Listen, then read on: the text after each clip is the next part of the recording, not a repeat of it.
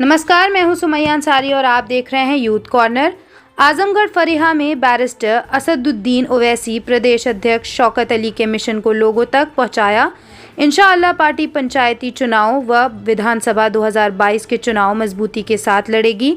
आपको बताते चले, खबर आ रही आजमगढ़ के फरीहा से, जिसमें AIMIM प्रदेश अध्यक्ष शौकत अली ने आजमगढ़ फरीहा गाँव में चौपाल सभा की, जिसमें उन्होंने कहा उत्तर प्रदेश में पार्टी कार्यकर्ता जिला पंचायत और विधानसभा चुनाव की तैयारी में लग जाएं और पार्टी पूरी ताकत के साथ जिला पंचायत व विधानसभा चुनाव लड़ेंगी। ये सरकार दलितों के खिलाफ है।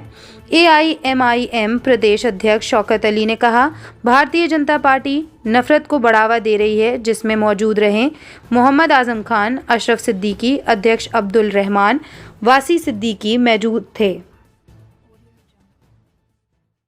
आंदोलन के साथ सर, आप भारतीय जनता पार्टी में जो आरोप लगा रहे हैं कि भारतीय जनता पार्टी नफरत को बढ़ावा दे रही है, बिल्कुल दे रही है। कहीं न कहीं सर आप भी तो उसमें सम्मिलित हैं। कहाँ पे आप बताइए? विशेष धर्म को टारगेट करके जो है दलित की बात करता है तो वो गलत नहीं है। यादव की बात करता गलत नहीं है। हाँ, मुसलमान की बात करता है। इस मुल्क के अंदर सबसे पसमानदा कौन है?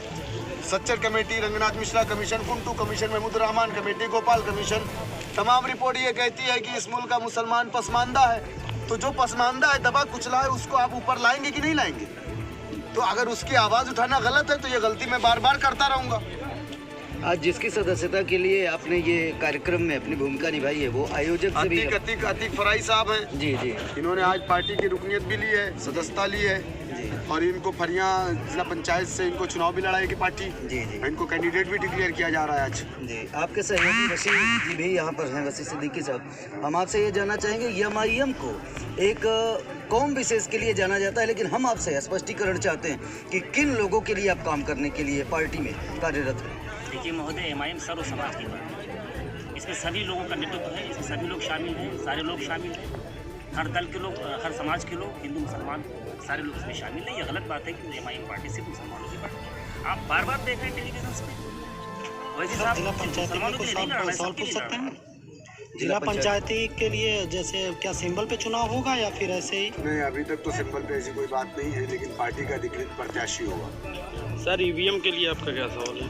क्या EVM जो बैलेट पेपर या EVM हाइप होता है, इसके लिए लाइव डेमो चला है, पार्लियामेंट में लाइव डेमो चला है, अपोजिशन के किसी MP ने चलाया है, लेकिन ये बड़े शर्म की बात है कि अभी भी EVM पर चुनाव हो रहा है। आपका क्या राय है? देखिए, EVM तो कांग्रेस के ज़माने में आई है। अगर EVM का मामला है तो फिर राजस्थान में भी फिर से इलेक्शन होना चाहिए, फिर दिल्ली में भी होना चाहिए, और फिर इसके पहले जितनी कांग्रेस की सरकारें रही हैं, इसका मतलब वो सब भी EVM हैक किया गया है। तो मेरा मानना यह है कि EVM कुछ नहीं है, दिमाग को हैक किया गया है, लोगों के दिमाग को हैक कर लिया गया है। क्या आप ये मानते हैं कि लोकतांत्रिक प्रक्रिया से चुनाव सही हो रहे हैं? नहीं, मैं अभी इसको 100 मैं तो अब हो रहा है, तो अगर गलत हो रहा है तो आप विरोध करिए उसका। सर, अगर गलत हो रहा है तो सबसे पहला विरोध तो मीडिया को करना चाहिए। सर, आप समाज के चौथे स्तंभ हैं देश के।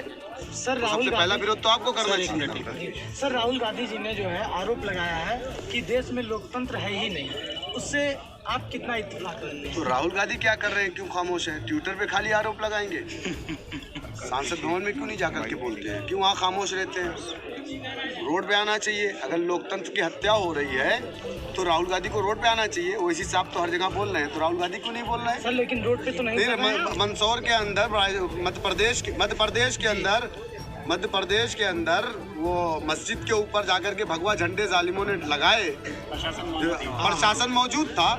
तो ये राहुल गांधी और उनके एक बहुत बड़े नेता वहाँ पे दिग्विजय सिंह, जो बार बार ओवैसी साहब को कहते हैं हम BJP के एजेंट, तो वो क्यों नहीं बोल रहे हैं? ओवैसी साहब ही क्यों बोल रहे हैं? क्या हम लोकतंत्र में, हम यहाँ का हिस्सा नहीं है क्या? कोई मुसलमान, आप बाबरी मस्जिद शहीद होती है तो राहुल गांधी खुश होते हैं। बाबरी मस्जिद में ताला लगता है तो राहुल गांधी के पप्पा लगवाते हैं। बाबरी मस्जिद के अंदर मूर्ति रखती है तो उनके पप्पा लगवाते हैं। बाबरी मस्जिद तोड़ दी जाती है, उसका फैसला आ जाता है सुप्रीम कोर्ट से, तो जब वो हिंदुओं को राम जन्मभूमि को वाले को दे दी जाती है तो राहुल गांधी उस पर ट्वीट करते हैं और मुबारकबाद देते हैं। लेकिन सर, ये भी तो सच्चाई है, आप कभी न कभी UPA 2 के हिस्सा भी थे। UPA 1, UPA 2 का कांग्रेस के हिस्सा नहीं थे ना? क्या उससे पहले बाबरी मस्जिद का जो ताला खुला जो है उससे पहले खुला था, लेकिन फिर भी तो आप उसके एक हिस्सा थे कांग्रेस के। कांग्रेस क्यों नहीं छोड़ दी? जहर दो किस्म का होता है, सांप जो है दो किस्म का होता है। एक पानी में जो टहलता है वो काटता है, आप मरते नहीं। एक सांप काट लेता है, आप तुरंत मर जाते हैं। तो हम ज़्यादा जहरीले से बेहतर समझते हैं कम जहरीले से कटवा लेंगे। सर एक सवाल सर, जैसे भाजपा कुछ पार्टियां इल्ज़ाम लगाती हैं MIM पे कि भाजपा के एजेंट है, तो इसमें आपका क्या राय है? देखिए, भाजपा की बी टीम हमको कहती है। हमारा वजूद कहाँ से है? तेलंगाना से। हाँ, तेलंगाना स्टेट में बीजेपी की गवर्नमेंट कभी बनी? जब वो इसके पहले आंध्रा था तब भी बनी? नहीं बनी। हम कब से हैं? 1957 से। 1962 में हम पहला इलेक्शन लड़े। हमारे पास वहाँ 7 MLA हैं, हमारे पास MP भी हैं, 44 कारपोरेटर भी हैं, कई चेयरमैन भी हैं तेलंगाना में। तो हम वहाँ पर बीजेपी की हुकूमत नहीं बनने दिए। हम बी टीम है तो A टीम की हुकूमत होनी चाहिए थी, लेकिन नहीं बनी। तो अगर हम बी टीम बन करके बीजेपी को तेलंगाना में हम नहीं आने दिए, तो मैं चाहूँगा कि सपा बसपा कांग्रेस भी बीजेपी की बी टीम बन जाए, ताकि यहाँ से भी बीजेपी ख़त्म हो जाए। तो ये इल्ज़ाम इस तरीके के इल्ज़ाम लगेंगे, कांग्रेस ही बीजेपी है, बीजेपी ही कांग्रेस है। बहुत बहुत शुक्रिया। आपने ये मेहनत और ये जो मुहिम आपने छेड़ी है कहाँ तक चल रही है और कितनी रंग लाने वाली है? देखिए, उत्तर प्रदेश के अंदर मैं एक एक गांव में जा रहा हूँ, एक एक ज़िले में जा रहा हूँ। और हमारे राष्ट्रीय अध्यक्ष जी कहते हैं हमेशा कि मंजिल दीवानों को मिलती है, तो हमारे अंदर दीवानगी है। और उत्तर प्रदेश के अंदर 2022 के इलेक्शन में इंशाअल्लाह ताला मजलिस इत्तेहादुल मुस्लिमीन अपने नुमाइंदों को जिता करके भेजेंगे। कितने सीटों पे लड़ने की तैयारी है सर? 25% उत्तर प्रदेश में सीटों पे हम काम कर रहे हैं। ये आपका जो अलायंस बन रहा है उसकी बात कर रहे हैं या मैं अकेले? अपनी बात कर रहा हूँ। 25% सीटों पर हम काम कर रहे हैं उत्तर प्रदेश में। अब ये राष्ट्रीय नेतृत्व तय करेगा कि हम कितनी सीटों पर चुनाव लड़ेंगे। जी। और ये जो जलसा जगह जगह है, आपने भी एक अपने संबोधन में बात कही थी कि आजमगढ़ तो छोड़िए, मैं पश्चिम यूपी के जिलों में जाता हूँ तो बहुत ही बड़ा जलसा मिलता है, वहाँ बहुत ही अपार जन समर्थन मिलता है। उसको देखकर हर्षित तो होते होंगे ना, तो एक आंकड़ा तो मिलता होगा। 2014 से मैं उत्तर प्रदेश में MIM के लिए काम कर रहा हूँ और शुरुआती दौर में मैं आज अल्लाह का शुक्र है कि हमारे साथ एक बहुत बड़ा सैलाब है और उत्तर प्रदेश का मुसलमान नाम लिहाज से अपने पार्टी को जान चुका है। अब वो कतई समाजवादी या बहुजन समाज पार्टी या कांग्रेस के बहकावे में नहीं आने वाला है। वो अपनी पार्टी, अपनी जमात के साथ जाएगा।